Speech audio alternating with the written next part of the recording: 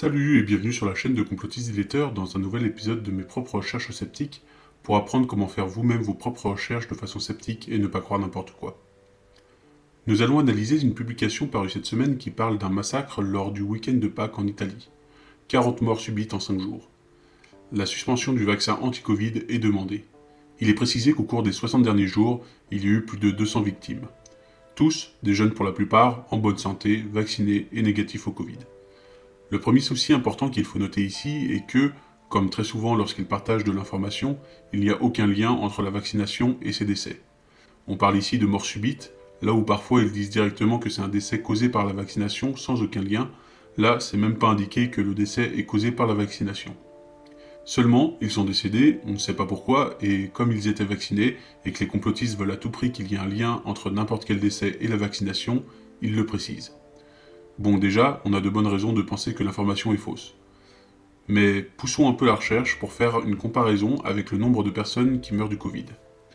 Au moment de faire cette vidéo, il y a 145 décès par jour du Covid en moyenne sur les 7 derniers jours. Ça représente 8700 morts sur les 60 derniers jours, sans compter le fait que le nombre de morts du Covid ne soit pas resté stable ces 60 derniers jours, étant donné qu'il y a moins de 2 mois, il y avait en moyenne 375 décès par jour, ce qui représente donc beaucoup plus de décès encore. L'Italie en est à 163 000 décès du Covid depuis le début de la pandémie. Le vaccin ayant sauvé entre 60 et 90% des vaccinés, selon le nombre de doses et le variant, le bénéfice resterait incroyablement supérieur même si ces décès étaient causés par la vaccination.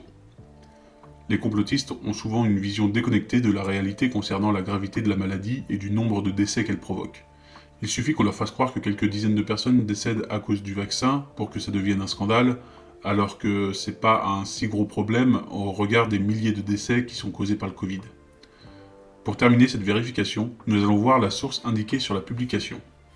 Le site xochipelli.fr indique être un site de libération des neurognostiques sérotoninergiques de la biosphère gaïenne. Déjà, quand on lit une telle description, on active nos défenses intellectuelles, ça sent déjà l'embobinage. En essayant de chercher un peu de précision sur ces termes, le site de Conspiracy Watch nous indique que ce site est en réalité un blog, celui de Dominique Guillet, connu aussi pour tenir des propos antisémites et complotistes. Bref, le site n'a rien d'un site d'information, les décès sont attribués à la vaccination sans aucune raison, les chiffres sont incohérents, rien ne va dans cette publication. Voilà comment la méthode sceptique permet de fiabiliser l'information que nous recevons, méthode qu'une fois encore, les complotistes n'auront pas suivie et les aura conduits à partager cette désinformation. C'était un épisode de mes propres recherches sceptiques, n'oubliez pas de mettre un pouce en haut si la vidéo vous a plu, de vous abonner pour voir les prochaines recherches sceptiques, et si vous souhaitez soutenir mon travail de défense des victimes d'attaques complotistes et d'éducation à la méthode sceptique, vous pouvez me faire un don sur ma page Utip en description. Merci à vous, et je vous dis à bientôt sur la chaîne de Complotiste Diletteur.